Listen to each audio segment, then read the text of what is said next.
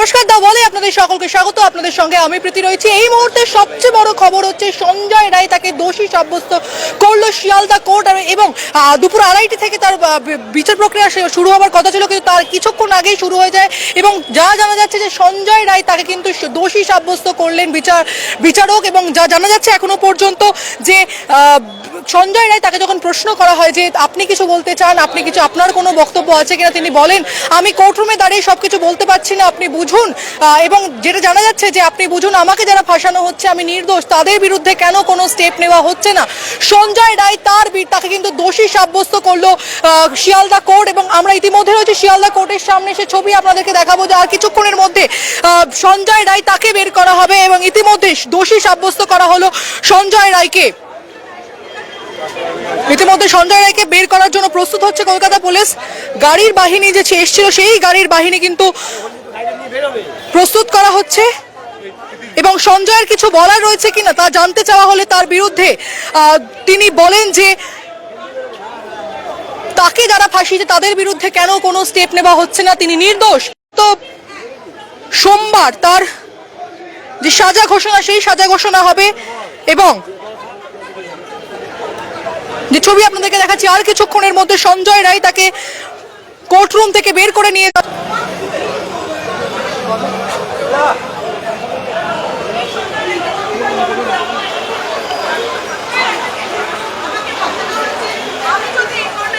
এবং যা জানা যাচ্ছে যে সোমবার তার সাজা ঘোষণা হতে চলেছে। সর্বোচ্চ 25 বছরের জেল কিংবা সর্বোচ্চ সাজা ঘোষণা হতে চলেছে তার।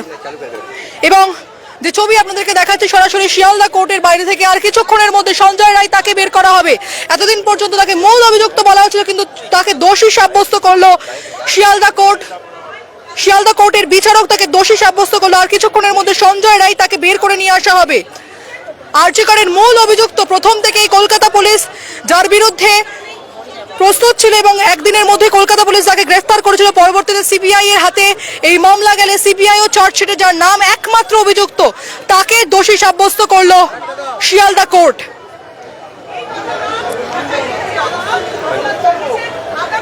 আরজি করের হাসপাতালের চিকিৎসক ধর্ষণ, খুন এবং মুখে চাপা দিয়ে এই অভিযোগ খুন এবং ধর্ষণের ঘটনায় প্রায় বহু মানুষের সাক্ষী গ্রহণ করা হয়েছে। সেই সাক্ষীর ভিত্তিতে দোষী সাব্যস্ত করা হলো সঞ্জয় রায়কে। এবং এই মুহূর্তে সবচেয়ে বড় খবর, শিয়ালদা কোর্ট দোষী সাব্যস্ত করলো সঞ্জয় রায়কে। সোমবার শোনানো হবে তার সাজা ঘোষণা, অর্থাৎ সোমবার তার সাজা ঘোষণা হবে।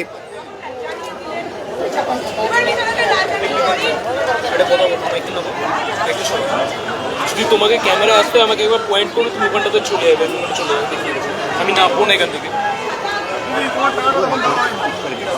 ক্যামেরা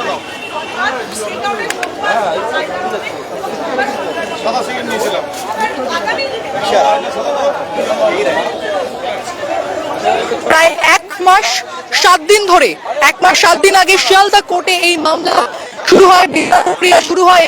1 মাস 7 দিনের মাথায় গিয়ে দোষী সাব্যস্ত করা হলো সঞ্জয় রায়কে। তার আগে অর্থাৎ ঠিক 9ই আগস্টের পর 10ই আগস্ট সঞ্জয় রায়কে কলকাতা পুলিশ রাতে গ্রেফতার করে। পরবর্তীতে এই যে মামলা, সেই মামলা প্রক্রিয়া বা এই যে ইনভেস্টিগেশন প্রক্রিয়া তা কিন্তু চলে যায় সিবিআই এর হাতে। এবং বিভিন্ন ধরনের আমরা দেখেছি উত্তেজনাপূর্ব যে প্রতিবাদ, সাধারণ মানুষের প্রতিবাদ, রাত দখল এবং এই সঞ্জয় রায়কে নিয়ে একাধিক প্রশ্ন উঠেছিল। সেই সঞ্জয় রায়কে কিন্তু কোথাও গিয়ে দোষী সাব্যস্ত করলো শিয়ালদা কোর্ট।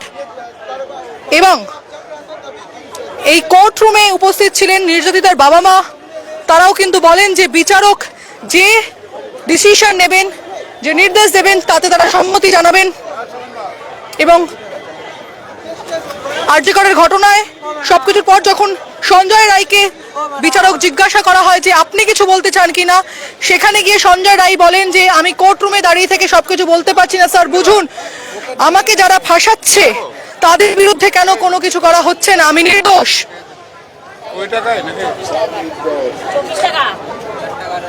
আরো 4 টাকা আবার সোমবারে আর বসে দিন, হাতটা নাল মুখে থাকবে 10 টাকা 20 টাকা আলাদা খারাপ।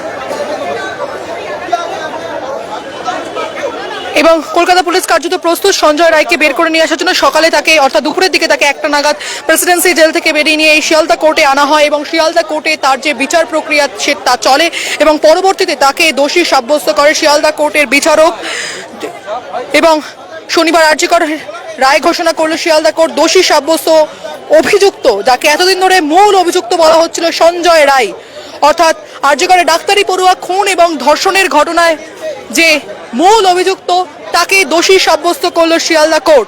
আগামী সোমবার সাজা ঘোষণা করবে আদালত। যদিও এদিন সঞ্জয় রায় নিজেকে নির্দোষ বলে দাবি করেছে, যদিও জানা যাচ্ছে যে সঞ্জয় রায় তিনি কিন্তু নিজেকে নির্দোষ বলে দাবি করেছেন।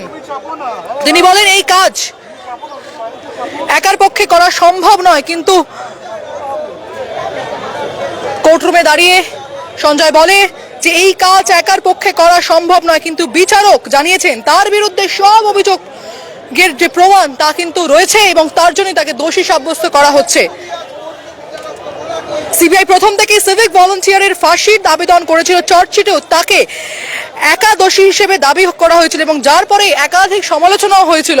শুধুমাত্র চার্জশিটে কেন একা সঞ্জয় রায়ের নাম রয়েছে, তবে চার্জশিটে কিন্তু একমাত্র সিবিআই যে চার্জশিট পেশ করা হয় আদালতে, সেই চার্জশিটে কিন্তু শুধুমাত্র সঞ্জয় রায়ের নাম ছিল এবং সেই প্রেক্ষিতেই এদিন শিয়ালদা আদালতের বিচারপতি সঞ্জয় রায়কে দোষী সাব্যস্ত করেছেন। সিভিক ভলান্টিয়ারে 10 বছর কিংবা 25 বছরের জেল হতে পারে, এছাড়াও সর্বোচ্চ যে শাস্তি সেই শাস্তিও কিন্তু তার কপালে জুটতে পারে। 20শে জানুয়ারি সাজা ঘোষণা করবে শিয়ালদা আদালত, অর্থাৎ সোমবার সাজা ঘোষণা হবে। গত 9ই আগস্ট আরজি করে হাসপাতালে নারকীয় যে ঘটনা ঘটেছিল, সেই ঘটনায় দোষী সাব্যস্ত করা হলো সঞ্জয় রায়কে এবং শিয়ালদা কোর্টের বাইরে আমরা রয়েছি। ইতিমধ্যে সঞ্জয় রায়কে বের করা হবে এবং তারই অপেক্ষায় পুলিশ কর্মীরা, পুলিশ অফিসাররা কার্যত প্রস্তুত হয়ে রয়েছেন।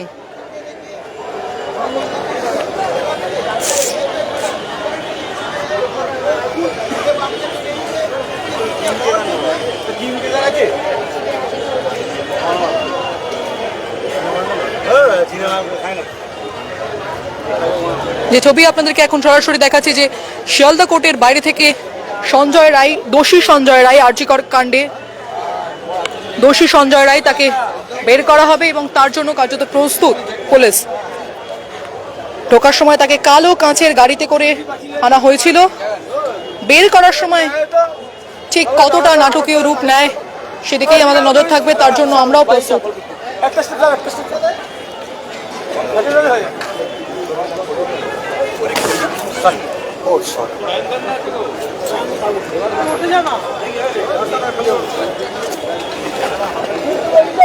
সঞ্জয় রায় তিনি আরো কিছু বলেন, তিনি নির্দোষ, তাকে ফাঁসানো হচ্ছে। সঞ্জয় রায় বলে যে আমার গলায় রুদ্রাক্ষের মালা ছিল, সেটা ধস্তাধস্তিতে ছিঁড়ে যেত, তা যায়নি, আমি নির্দোষ। কোর্টরুমে বিচারক তাকে যখন কিছু বলতে বলেন, তখন সঞ্জয় বলে যে আমার গলায় রুদ্রাক্ষের মালা ছিল, সেটা ধস্তাধস্তিতে ছিঁড়ে যেত, তা যায়নি, আমি নির্দোষ, আমাকে ফাঁসানো হচ্ছে। এবং আরজি করে যে ঘটনা ঘটে, অর্থাৎ ডাক্তারি পড়ুয়াকে খুন এবং ধর্ষণের ঘটনায় দোষী সাব্যস্ত সঞ্জয় রায়।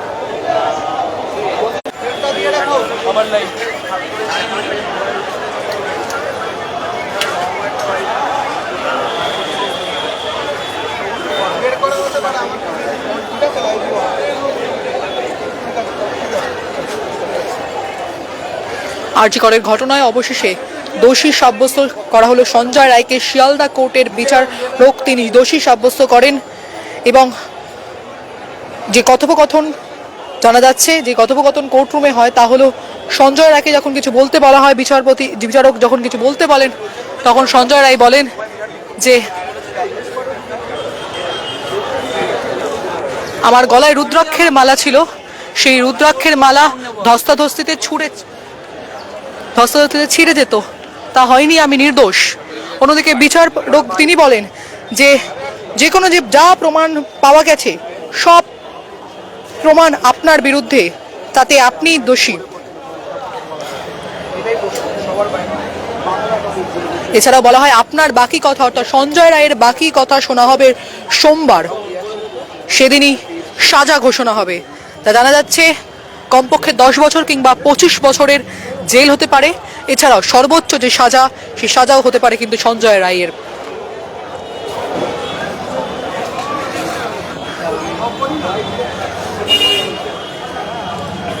এবং সঞ্জয় রায়কে যখন কোর্টরুমে নিয়ে যাওয়া হয় বা শিয়ালদা আদালতে নিয়ে যাওয়া হয় তখন কালো কাঁচের গাড়িতে করে তাকে দ্রুত প্রবেশ করিয়ে দেওয়া হয়। এখন দেখার বিষয় তাকে যখন বের করা হবে ঠিক কোন পদ্ধতি বেছে নেবে কলকাতা পুলিশ। কারণ এর আগেও আমরা দেখেছি যে গাড়ির ছাদের চাপড় বাজিয়ে আওয়াজ করে সঞ্জয় রায়কে কিছু বলতে দেওয়া হয়নি। আজও কি একই ধরনের ঘটনা ঘটবে কিনা সেদিকেই আমাদের এখন নজর থাকবে।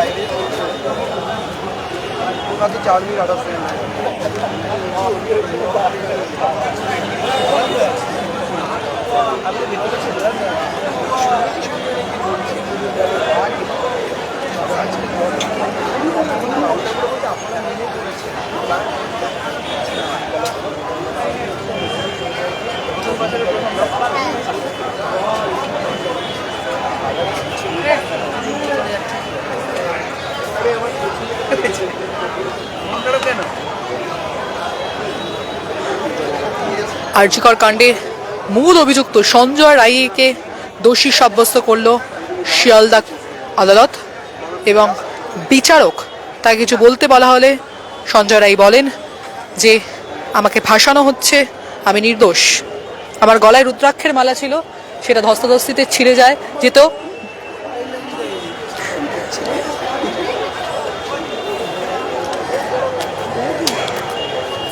যদি আমি দোষী হতাম তাহলে সেই রুদ্রাক্ষের মালা ছিঁড়ে যেত। সোমবার সাজা ঘোষণা।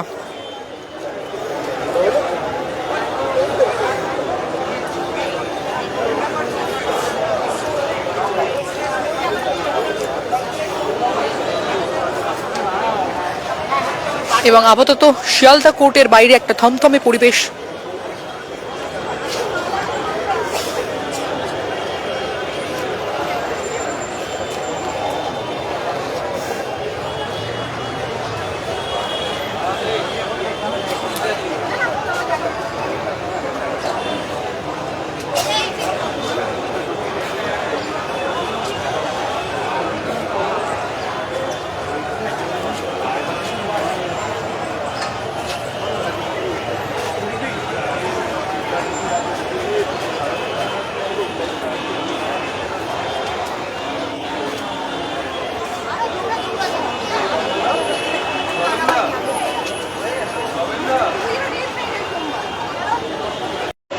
Hello hello hello hello hello जी hello hello hello hello hello